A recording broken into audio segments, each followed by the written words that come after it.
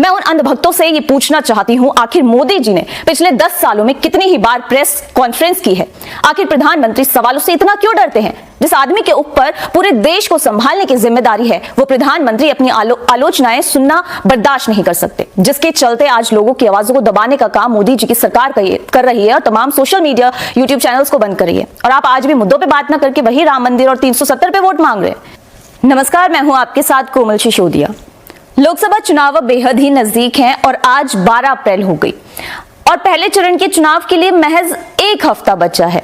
लेकिन चुनाव हो और हिंदू मुस्लिम ना हो, ऐसे कैसे चलेगा? इसके बिना तो इलेक्शंस ही अधूरे हैं।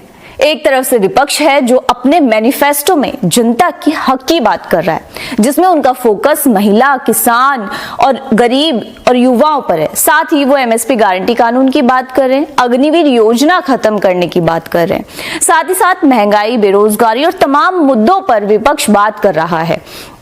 वहीं दूसरी तरफ भारतीय जनता पार्टी है जो बजाय जनता के मुद्दों पे बात करने के धारा 370 की बात कर रही है। आज भी भ्रष्टाचार खत्म करने की बात कर रही है, जबकि आप आंख खोलकर देखेंगे तो बीजेपी में ही सबसे ज्यादा भ्रष्ट नेताओं को पाएंगे। लेकिन अब इन्होंने वही अपना पुराना मुस्लिम कार्ड खेलना शुरू कर दिया है। जी हाँ, विपक्ष के मैनिफेस्टो को मुस्लिम लीग बताकर। मतलब आप सोचकर देखिए कि देश का प्रधानमंत्री मुद्दों पे बात ना करके उलूल जुलूल बातें कर वोट मांग रहे हैं। बीते 10 सालों में प्रधानमंत्री ने 100 से ज्यादा बार मन की बात तो की, लेकिन क्या उन्होंने जनता के मन की बात सुनी है कभी? क्या मोदी जी ने किसानों को एमएसपी पे गारंटी दी?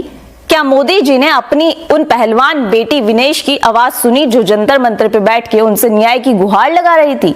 लद्दाख में अपनी मांगों को लेकर माइनस के टेम्परेचर में लोग प्रदर्शन कर रहे हैं, क्या मोदी जी ने उनकी आवाज सुनी?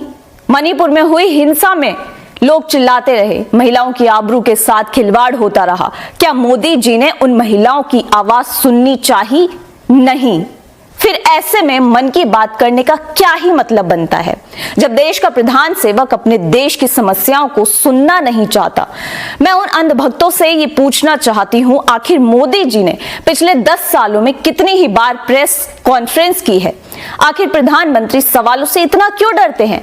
जिस आदमी के ऊपर पूरे देश को संभालने की जिम्मेदारी है, वो प्रधानमंत्री अपनी आलोचनाएं सुनना बर्दाश्त नहीं कर सकते, जिसके चलते आज लोगों की आवाजों को दबाने का काम मोदी जी की सरकार कर रही है और तमाम सोशल मीडिया यूट्यूब चैनल्स को बंद कर रही है। और आप आज भी मुद्दों पे बात ना करके वही राम मंदिर और 370 पे वोट मांग रहे हैं, तो ये बेहद ही शर्म की बात है।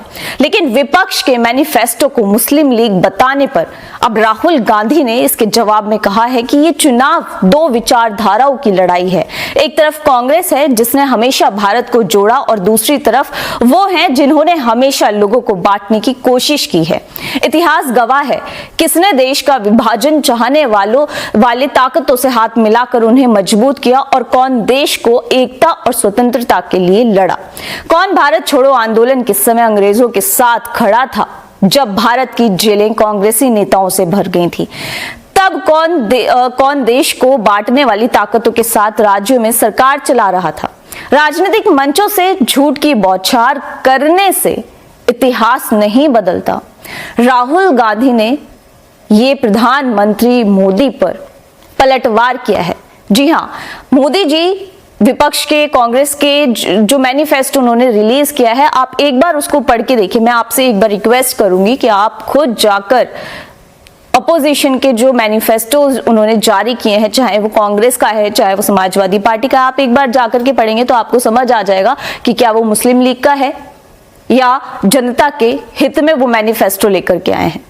वहीं दूसरी ओर आप भाजपा को देख लीजिए। तमाम मंचों से अब तक जितनी भी रैलियां, जितने भी भाषण हुए हैं, आप खुद कमेंट बॉक्स में जाकर बताइएगा कि प्रधानमंत्री मोदी ने कितनी ही बार रोजगार, महंगाई, बेरोजगारी, शिक्षा, स्वास्थ्य, इन सब की बात की है। क्या आज भी वही पिछले 5 से 7 साल पुराने वही मुद्दे दोहराए जाएंगे क्या? 3 तलाक जैसा कानून 3 तलाक हटा दिया हमने, 370 हटा दी हमने, राम मंदिर, क्या आज भी इन्हीं मुद्दों को भुनाया जाएगा 2024 के लोकसभा चुनाव में? या महंगाई, बेरोजगारी, इन सब के लिए इन सब के ऊपर चुनाव होगा या फिर देश की अर्थव्यवस्था को सुधारने की बातें की जाएंगी, ये आपको सोचना है।